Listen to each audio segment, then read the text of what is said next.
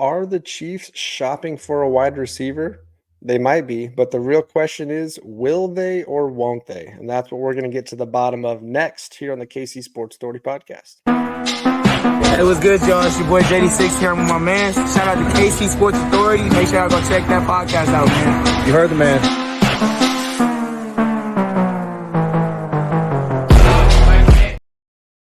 What's good, everybody? Welcome into another episode of the KC Sports Authority podcast. If you're checking us out over here on YouTube, thank you so much for doing so. Be one of the 1,000+ subscribers we have going on right now. And if you are new to the show, you do want to hit that like and subscribe button below here because we are coming at you every single week with content all over the place from the Chiefs, the Royals, all of our sports betting with the game day gambles, and of course, basketball season, Chris, is right around the corner. So we'll be talking a lot of KU basketball here in the next couple of weeks, which I am super pumped for. But tonight we got to talk some Chiefs football. The bye week has come and gone. We've seen other teams in the NFL make some big moves, receivers that were linked to the Chiefs, of course. And Chris, the question we want to get into in this episode is, are the Chiefs shopping for a wide receiver? We like to think they are. Will they or won't they? And we'll get into some of those options. But let's start first with the two biggest moves. Amari Cooper going to the Buffalo Bills, and of course Devontae Adams being sent to reunite with Aaron Rodgers. First question, though, do you think the Chiefs had any legitimate shot at either one of those guys? I think I shot at Amari. I think Devontae was no shot for financial reasons, from Raiders reasons, like trading with the Chiefs. I just think that wasn't even on the table. Amari, I think, was available. Like, I think that what the Bills gave up was in the Chiefs' price range. His contract isn't very expensive. But according to Nate Taylor, the Athletic, doesn't even seem like the Chiefs were that aggressive or even that interested in Amari Cooper, which made me raise an eyebrow. Like, I understand that he's a little different than the kind of receiver they typically go for, but veteran that's cheap, I mean, and they clearly need to add some level of depth. I was kind of surprised to hear that they may not have been in on him. So you're telling me the Chiefs were not interested in somebody that's not a 5'9", 185-pound Right. speedster, even though Yeah. we've got 100 of them on the roster already? Yeah, that's all they need. That's all they ever want. Yeah, I think the Cooper talk was real. I don't know how real it was. Obviously, I think the Chiefs are one of those franchises that's pretty good at keeping hush hush on what's going on behind the office doors. But let's talk about it. Here's the wide receiver situation for anyone that's not paying attention or just hasn't caught up. Rashid Rice, don't know when he's going to be back. Marquise Brown might be back, might not be back. So you're missing your top 1-2 guys there. Juju now, as of Thursday night, Friday morning, is on the injury report for this weekend. It's a limited participant. Will he play? Will he not play? If he does play, how much of him are we going to see? I don't know. Xavier Worthy, the rookie phenom that we're hoping he turns out to be, is getting a little bit more action. I don't know if he's your wide receiver one necessarily. Juju had the monster game last week, of course.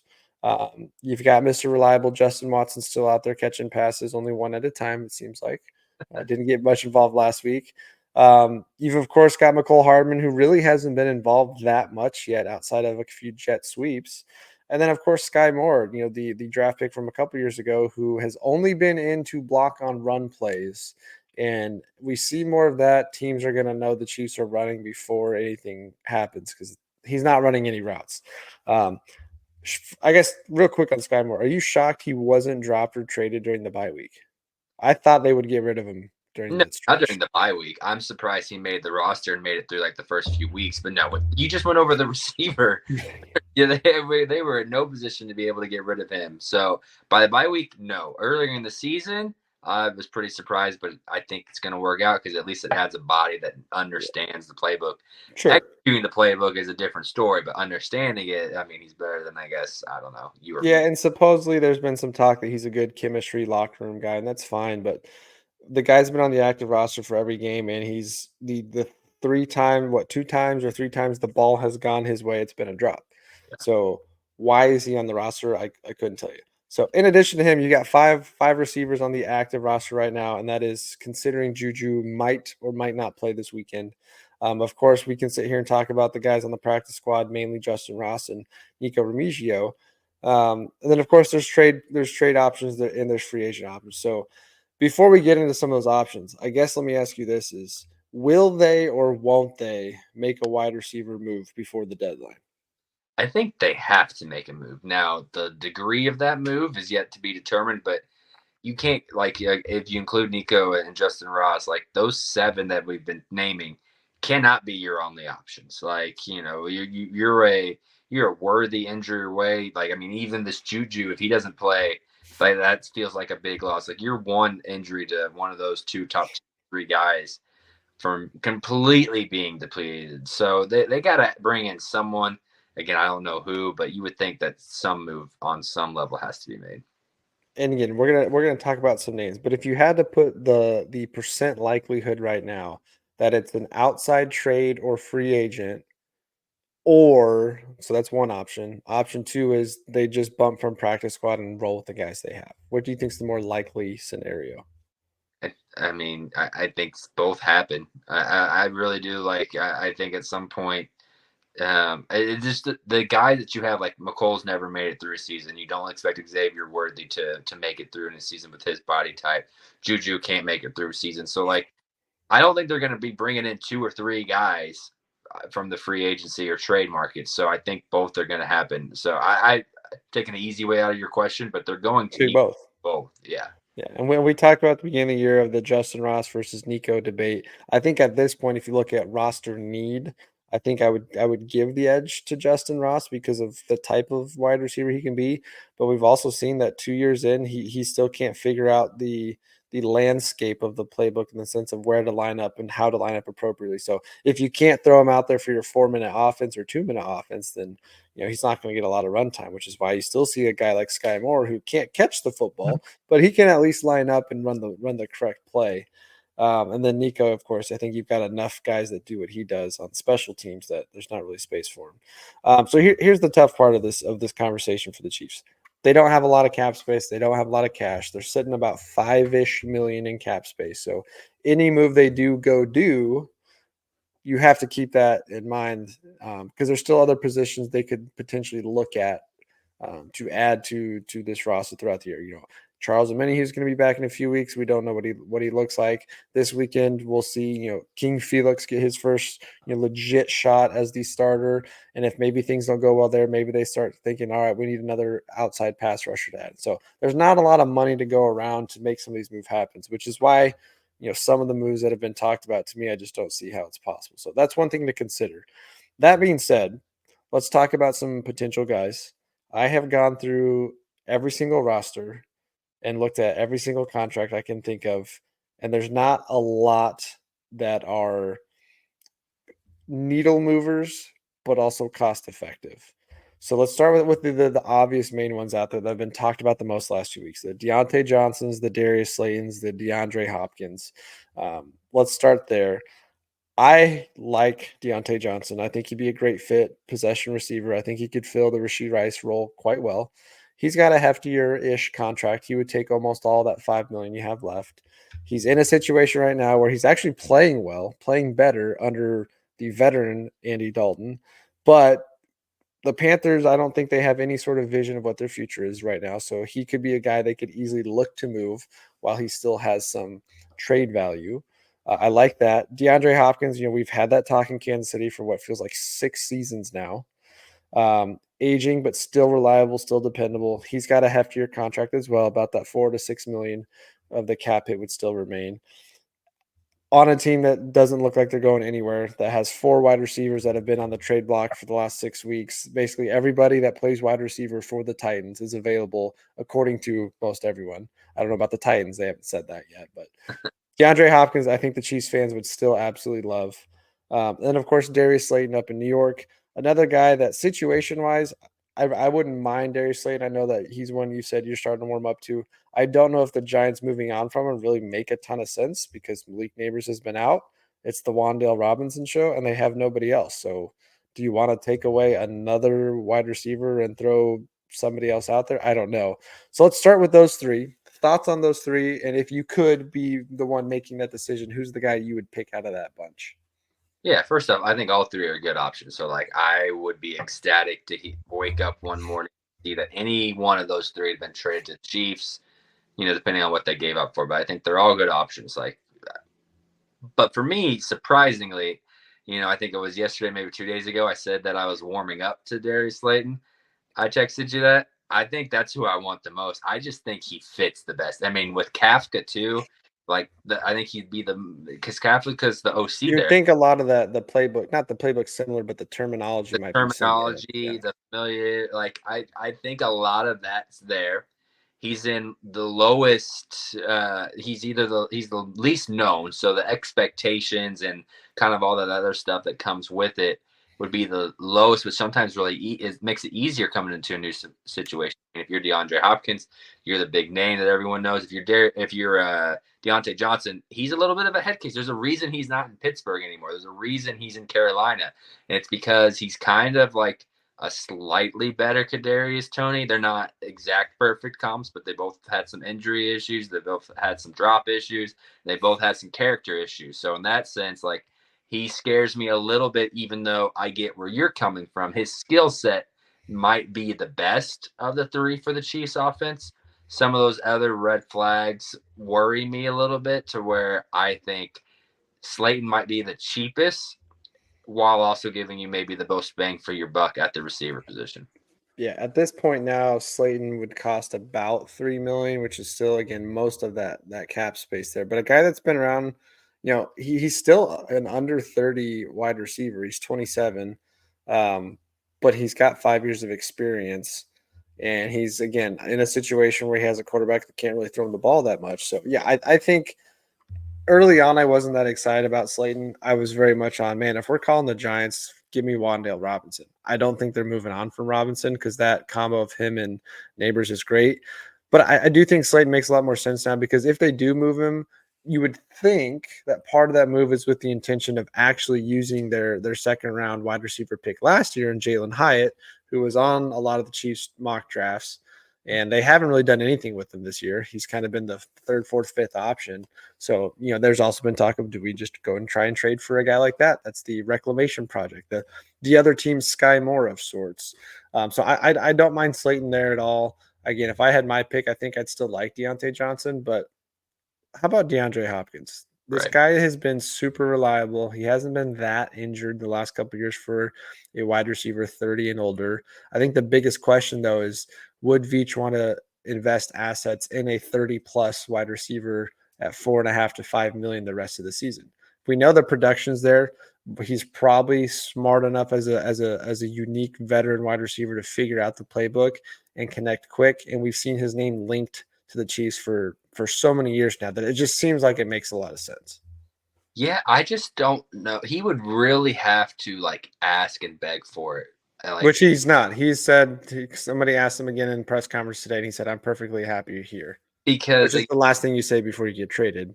that's true. That's true. But I'm just if I am if I'm in that Titans organization and I'm already concerned about my quarterback and his confidence, why would I trade away a guy that's on expiring deal anyway? And make that offense even worse for my quarterback. You have to build around him, and I understand that DeAndre Hopkins isn't going to be there long term in Tennessee. It does make Will Levis's job easier with him there. Meanwhile, you could completely destroy Will Levis's career. This isn't a good quarterback class, so it's not like you're going to be tanking for anyone that you feel better about. I think if I'm the Titans, I'm rolling with DeAndre Hopkins the rest of the year just to try to build up my quarterback because Will Levis is going. Will Levis or Andy Dalton or Joe Flacco or something like that is going to be the quarterback next year for Tennessee as well. So might as well try to keep building them up best you can. Yeah, and I think the only reason Hopkins would make sense to me is, if the Titans wanted to say, "Hey, we can't have Hopkins and Calvin Ridley, so let's go with the guy that's a little bit younger. We'll keep Calvin Ridley; he's cheaper. We'll trade Hopkins, get out of the rest of the money for this year." And again, just like with the Giants, let's go back to our early round wide receiver in Treylon Burks that we drafted and haven't used much to get him involved. But the other Titans wide receiver there I would actually like is Tyler Boyd. Again, another name we talked about in the offseason. Big body wide receiver, great career with the Bengals, did pretty well when he faced the Chiefs, would fill in a lot of space. on this roster and is incredibly cheap. So I would like that move there. Before I get into just other names around the league, let's now go to the who the Chiefs are familiar with. Obviously, the Amari Cooper trade meant bad news bears for MVS. Marquez Valdez-Scantling was cut in a cap cut, position cut to make space for Amari Cooper. I am shocked at how many, I'm going to say casual Chiefs fans because I don't think they're serious. How many casual Chiefs fans are like, hey, he's won 2 Super Bowls with the Chiefs. Let's just go get him back. I'm not saying I'm opposed to it, but if that's the move, I'm not interested. I don't think he does enough. Is there a good chance he ends up back in the Chiefs uniform? I think right now, if I had to put the odds, but it's better than 70% because it'll cost you next to nothing. And if he doesn't work out, you can turn around and cut him again. And the familiarity's there. But I feel too burned. I don't care how many decent plays he made in the postseason. Um, I guess that you could say it's a wash, but I am not interested in bringing MVS back. But he is one option. Then, of course, you got Demarcus Robinson out there with the Rams. Again, I'm still baffled that people want these 2 guys back, 2 guys that hurt you so much in the regular season, running the wrong direction, dropping passes. Don't want anything to do with either. Now, D-Rob has actually looked pretty decent for the Rams the last 2 years, and is a bigger part of their offense with Cooper Kupp and Puka Nacua being out. And then one I have mentioned to you, he is not on a roster currently. He got cut at the beginning of the season, but that's Byron Pringle. The familiarity there. Looked decent-ish with the Bears, was about to carve a nice role with the Commanders, and then just got beat out for position. So those, I think, are the 3 familiarity ones. I think there's a few other guys, fringe guys that we could talk about too. But of the familiarity, are you interested in bringing any of those 3 back? Interested? No. But if you Do ask you me, think Brett Veach is? I don't think Byron Pringle is an option at all. I think he's kind of done. I think that he's reached that point of his NFL career. I wouldn't expect him. The other 2, I think there's a high possibility. It depends on what the Rams really want to do and what the health is. Like if Cooper plays this week, if Puka's looking like he's coming back, and they still lose, like maybe D-Rob becomes a guy that they're okay with getting rid of. But I still think that MVS is the leader in the clubhouse of joining this team. There's just too many reasons not to. He's on this team the last 2 years. He's had some moments. We can talk about the drops and the bad moments all I want, but at the end of the day, he's made some of the biggest plays in the AFC Championship game back-to-back years. That's something. And that's where this Chiefs wide receiver core is right now. Is you need something. So no, I think there would be a lot of groaning. There would be a little bit of disappointment, and all that's understandable if they brought back MVS. But I think that that's something that the Chiefs really need to consider, and it's something I kind of expect them to do. He's one of those that I think you at least do your due diligence of bringing him in for a workout. Maybe you sign him to the practice squad. You sign 1 or 2 other guys to the practice squad and see if they can compete. But yeah, personally, I would rather just roll Justin Watson out there more and actually focus on getting him the ball than see MVS run routes and drop passes again. Well, that's the other part of this too, and not necessarily Justin Watson, but it made me think of like Noah Gray and how they're going to a lot more, 3 tight end sets, even 4 tight end sets now with Fortson and Wiley in play, to where they need to make a splash if those are working. Like Noah Gray, and if you listen, I love Noah Gray. He's my guy. He's a guy that you may have to lean on more if you can't go out. You didn't get Amari Cooper. If you can't go get Hopkins, Johnson, or Slayton, those are the guys you may need to lean on more. And I think they are better than maybe their stats suggest, because they don't. There's Travis Kelce ahead of them, and there's limitations to what the offense does around them. That's another option to watch, which we saw a little bit in the Saints game. That if that continues to be what happens, where they're running 13 personnel with Fortson and Gray out there, that maybe that's the solution if they don't do anything greater than bring in BS back or something like that. Yeah, and I think, I still want to get some names out there for you to kick around.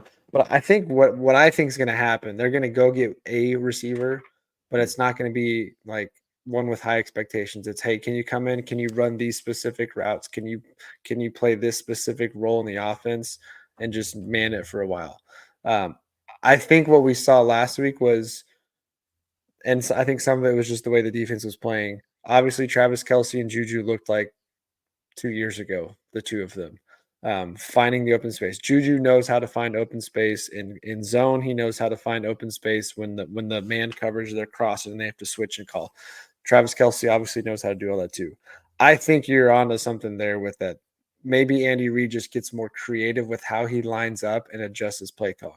Kelsey can line up in the slot as a receiver. Heck, Jody Fortson, we saw him line up in the slot as a receiver and catch an out route.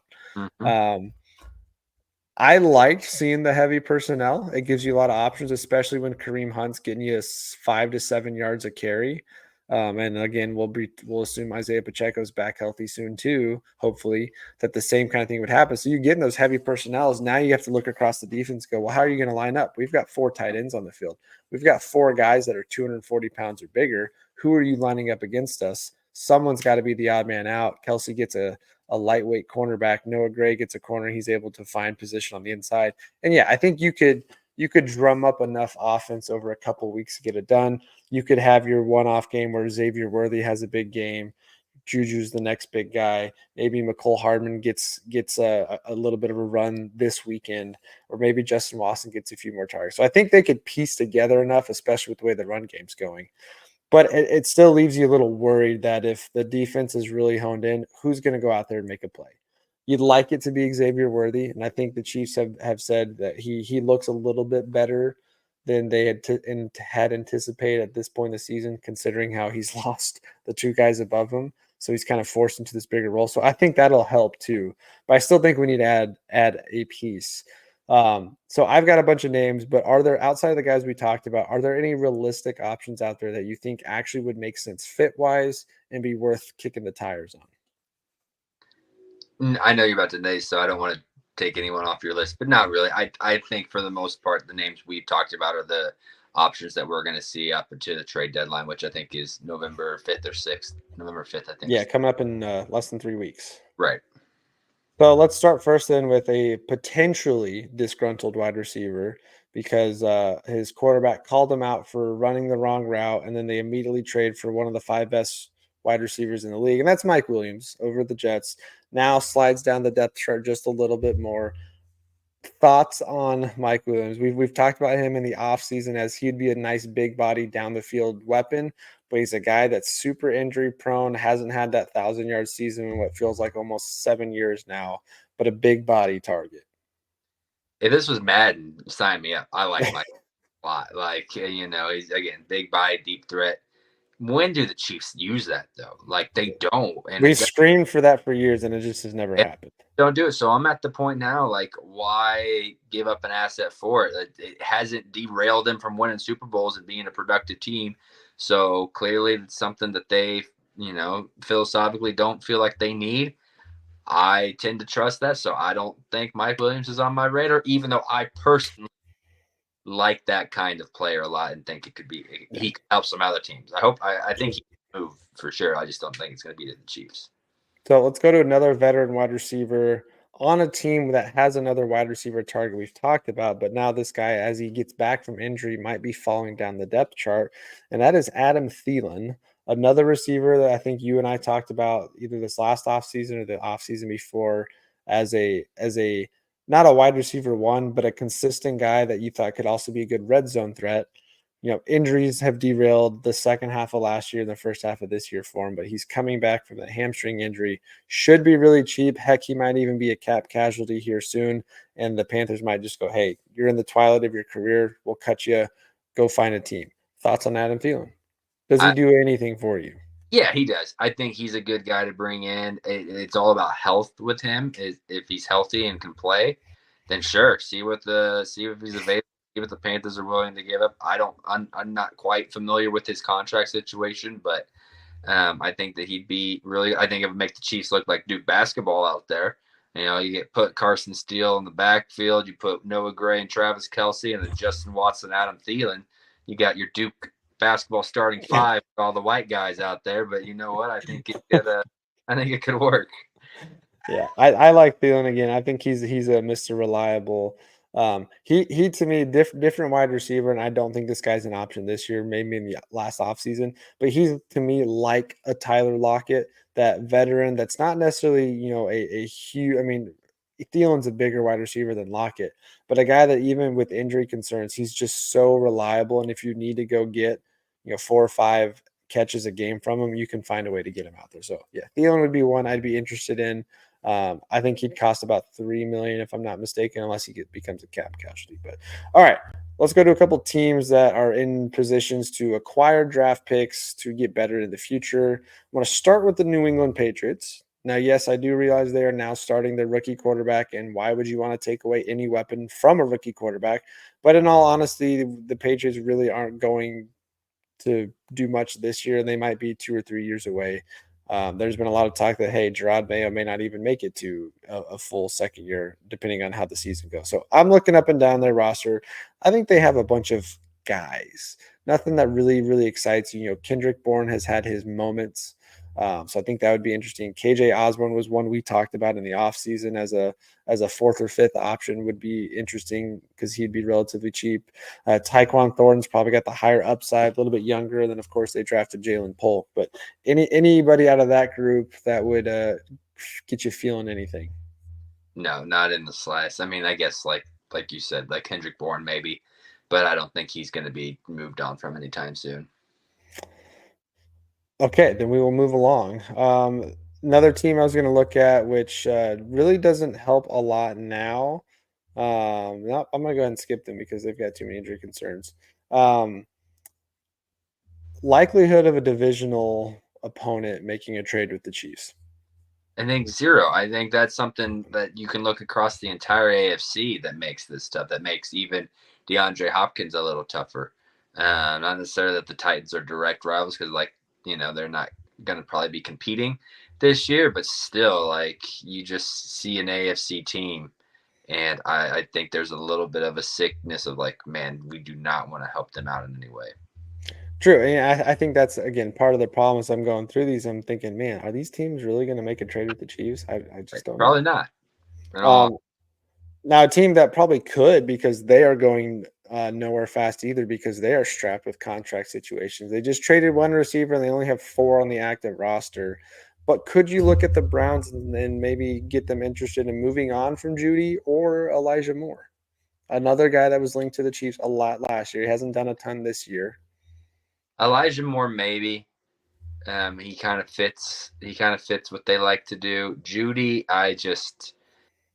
he kind of has that Rashee Rice build without really being a reliable sort.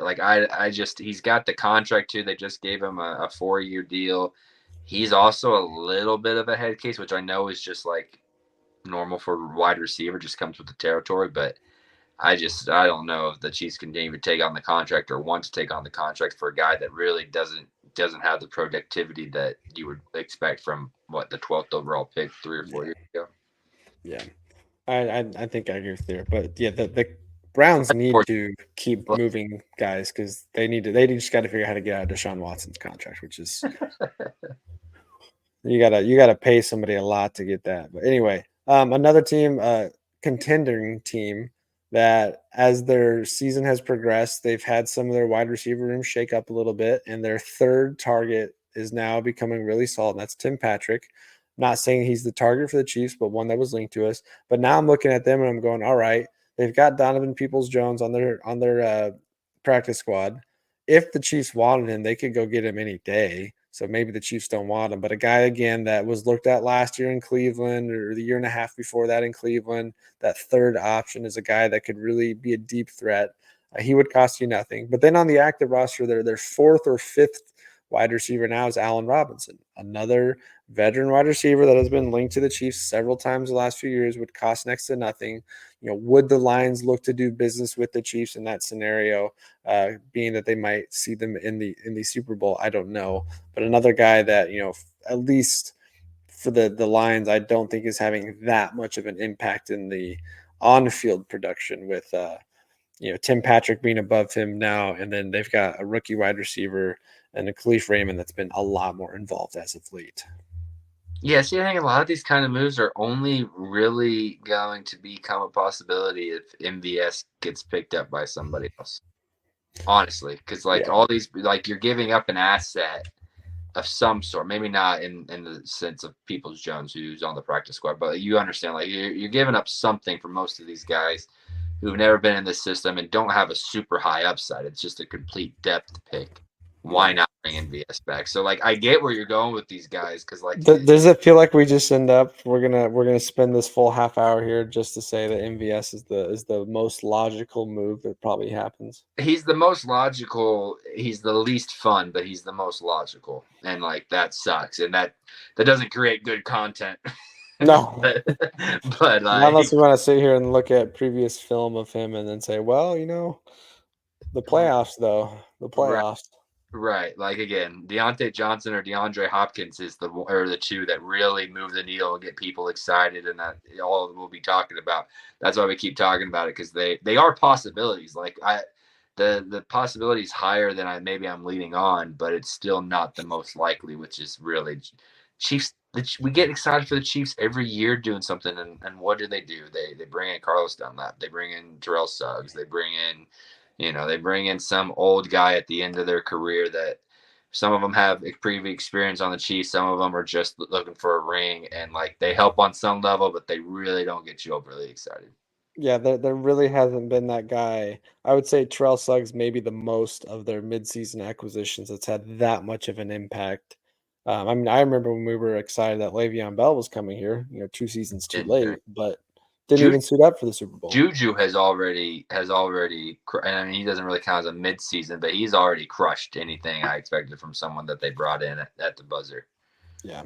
Last couple of guys I looked at, Seattle. I don't think they move on from any of their top three, but a Laviska Chenault, a guy that hasn't been able to stick. Again, it seems like the more I go down all these avenues, the less likely it is the Chiefs use an asset to go get somebody. They're more likely to wait for a cap casualty, sign MVS, move a guy off the practice squad, or see if a team calls and just says, "Hey, we just need to move him off the roster. Let's swap seventh round picks and call it good." Right, Because the only other team that has anybody you could potentially look at, and again, I don't know if they're in a position that they want to move any of these wide receivers, but I look down at the Arizona Cardinals. Obviously, their offense is going to run through Marvin Harrison, but Zach Pascal, Zay Jones, Greg Dortch, all decent third, fourth options. Michael Wilson's becoming one of their guys that's progressing up the depth chart there. So I think there's some interest there. But in reality, it does not feel like a trade at this point, unless it's one of the three we started with. It right, doesn't feel like a trade's likely unless it's again Demarcus Robinson. right. And So people probably sitting there wondering why we haven't mentioned Tyreek Hill with all these other names we've thrown out, but it's just it is doable. The but the the but finances are doable, but it would still be you'd be in a bind. I think you'd have to figure out would the Dolphins eat enough of that contract, and they would. why But would you? Why yeah, would you? exactly, I think they still are on. Hey, Tua comes back and we'll be fine. exactly. That's more of an off-season move. Tyreek's got a lot of cap hit. You can get out of his contract at the end of next year, but you're paying Chris Jones 30 million. You're paying Tyreek 27 to 30 million. That's a lot just in two guys right there. And we saw that they chose Chris Jones over Tyreek already twice now, technically. So yeah, Tyreek, I would take him back for sure, but Right. that's that the money just is too much. Yeah, no, it doesn't make. I just wanted to make sure that in an episode where we, talked about Chenault being is he an option, that we also mentioned Tyreek Hill because like that's about different reasonings, but that's about same likeliness of something. Yeah. And then I left all these guys out because I'm not really that interested too. But if you look at the free agency, you've got But Hunter Renfro, who's been talked about. there's The a reason. guy can't even get an invite to camp anywhere. Michael Thomas, who had a suspension to start the year, is the next logical free agent target, and he might end up back with the Saints because all their wide receivers are hurt anyway. Right. But even scrolling through there, Marquise Goodwin, an old Randall Cobb, a Chase Claypool who can't stick anywhere. Russell Gage, I believe, is available right now, which one is kind of interesting because he's got the speed and deep threat. But Does they he could also still? just go recall. They could just call Richie James back. Yeah. Yeah. So Yeah, so I got nothing else there. There's really not a lot of excitement on the wide receiver front. I think Amari Cooper was the hope.